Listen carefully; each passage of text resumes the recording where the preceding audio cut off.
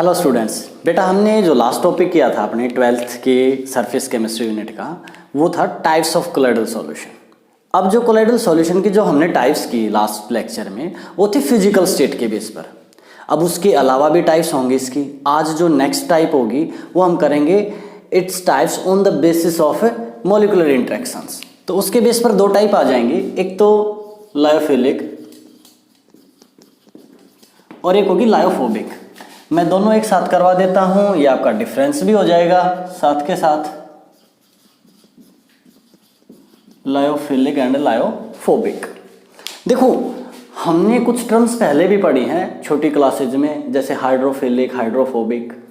तो फिलिक वहां पर क्या था, लविंग या अट्रैक्टिंग। फोबिक क्या था, रिपेलिंग या हेटिंग। मैंने क्यों बताया ये, क्योंकि उसके बेस पर ये याद रखना बड़ा इजी हो जाएगा। तो लायोफिलिक कोलाइडल सॉल्यूशंस कौन से होंगे, जिनको हम डायरेक्ट मिक्स करके डिस्पर्स फेज और मीडियम को बना सकें।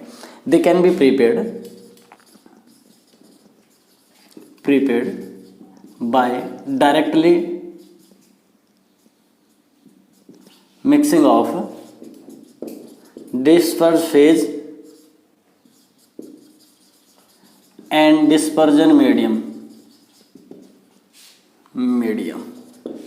डायरेक्ट मिक्स करके हम बना सकते हैं। जैसे एग्जाम्पल के तौर पर हमने लिया स्टार्च प्लस वाटर, या हमने ले लिया ग्लू प्लस वाटर। जनरली क्या होंगे इसमें, ऑर्गेनिक सब्सटेंस का वाटर में सॉल्यूशन हम तैयार करते हैं। अब जैसे स्टार्च ले, कुछ वाटर डाला, मिक्स किया, बन गया सॉल्यूशन। कोई स्पेशल अप्रोच हमें नहीं लगानी पड़ेगी। डायरेक्टली मिक्सिंग का मतलब ये था। दे आर रिवर्सिबल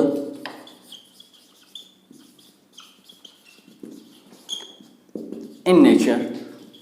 रिवर्सिबल है मतलब क्या हुआ रिवर्सिबल का, सपोज मैंने स्टार्च और वाटर मिक्स किया, सॉल्यूशन तैयार है, मैंने गर्म किया, स्टार्च नीचे रह जाएगी, इवेपोरेट होके वाटर निकल जाएगा। अब अगेन मान लिया वो वेपर्स जो गई, मैंने किसी अलग कंटेनर में कलेक्ट किया, फिर मिलाया, फिर मिक्स किया, स्टायर किया, अगेन ये तैयार हो जाएगा। लायोफोबिक में क्या होगा, they can not be prepared by directly mixing of disperse phase and dispersion medium. Direct mix नहीं कर सकते। We have to apply a special approach. We have to या we must apply a special approach. जैसे example के तौर पर ये आगे भी आएगा प्रिपरेशन में, क्योंकि इसमें हम ऐसे ही पढ़ेंगे कोलाइडल क्या है, फिर उसके टाइप्स, फिर उसके मेथड्स बनाने के, फिर हम पढ़ेंगे प्योरिफिकेशन लाइक दिस।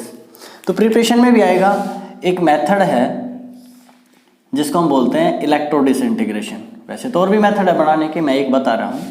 जैसे सपोज मैंने यहाँ लिया कोई मेटल का टुकड़ा, ये इलेक्ट्रोड्स लगा दी, यहाँ लिया आइस कोल्ड वाटर। कैसा लिया, ice cold, ice cold water. यहां पर मैंने डाल दी आइस, क्या यूज की, आइस। अब जैसे ये मेटल आयन में कन्वर्ट होगी, आइस कोल्ड वाटर इसको फ्रीज कर देगा और इसका क्या बनेगा, एक colloidal solution. They are irreversible in nature. दे आर irreversible in nature।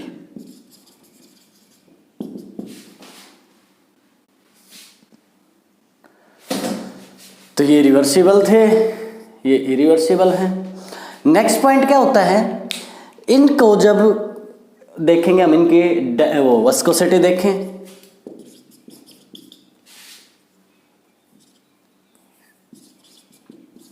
विस्कोसिटी या डेंसिटी की बात करें हम, वो क्या होंगी, चाहे विस्कोसिटी ले चाहे डेंसिटी हो, वो हायर होंगी या इंक्रीज होंगी या ग्रेटर देन डिस्पर्जन मीडियम जाएंगे।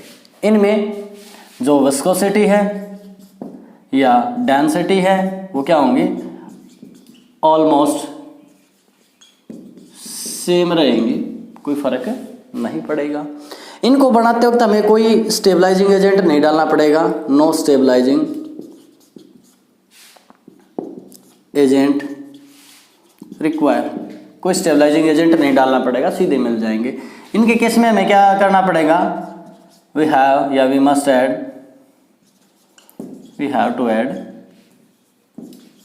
Stabilising agent.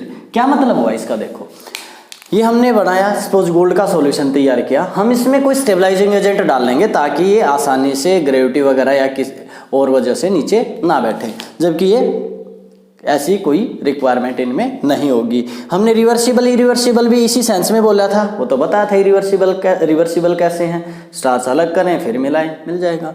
इरिवर्सिबल कैसे, मान लिया मैंने गोल्ड और वाटर का जो सॉल्यूशन था, गोल्ड सॉल्यूशन था, उसमें से वाटर इवापोरेट किया, अब मैं फिर से वाटर डाल लूँ तो ऐसा नहीं है सेक किया और ये कोलाइडल सॉल्यूशन तैयार हो जाएगा, नो, हमें फिर से वैसी कोई अप्रोच लगानी पड़ेगी।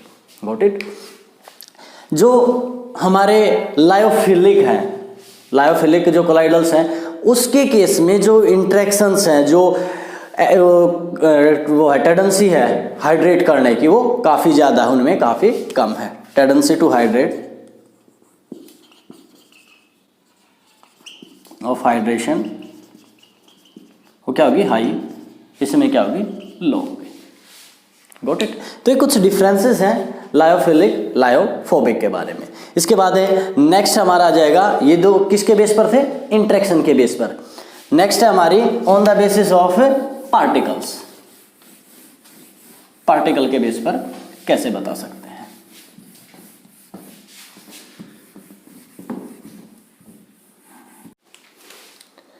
On the basis of, on the basis of type of particle, हमने दो किया है, on the basis of molecular interaction, on the basis of physical state, ना on the basis of types of particle. ये भी तीन टाइप है। एक तो कौन सी होगी, मल्टीमोलिकुलर,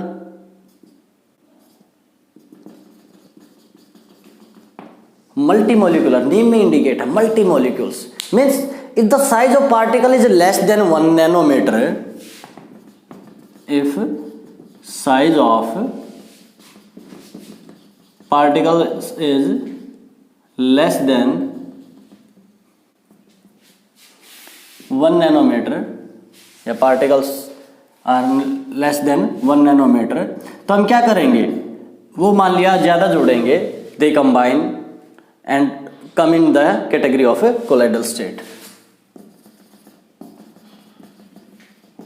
to form colloidal solver.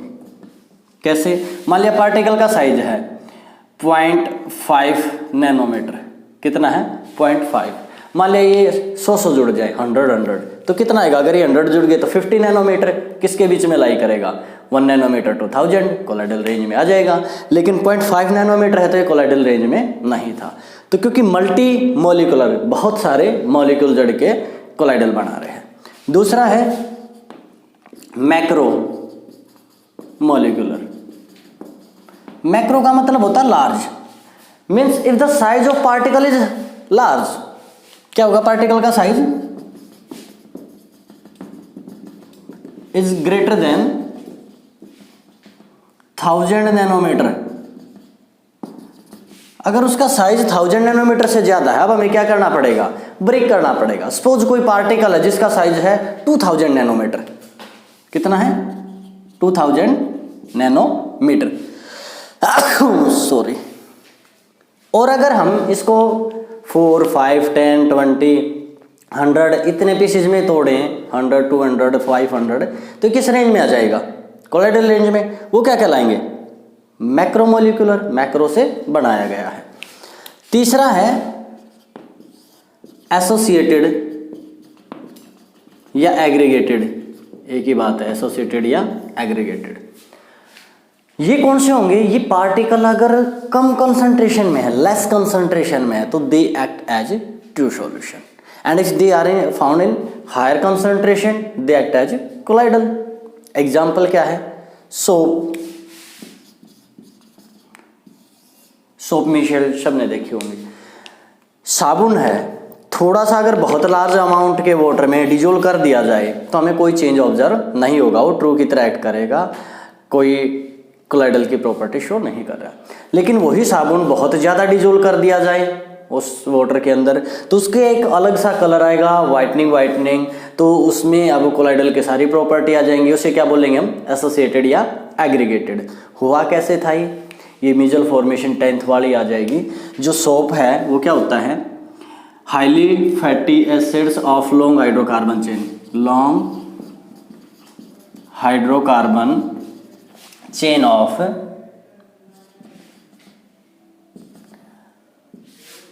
Highly fatty acids, जैसे C17H35COO सोडियम, या हाईली फैटी एसिड्स ऑफ या तो सोडियम या पोटेशियम, यहाँ के भी हो सकता है, Na भी हो सकता है, ये भी हो सकता है C17H35 के बजाय 31 हो CONA, या C15H33CONA वगैरह कोई भी हो सकता है एक्स्ट्रा।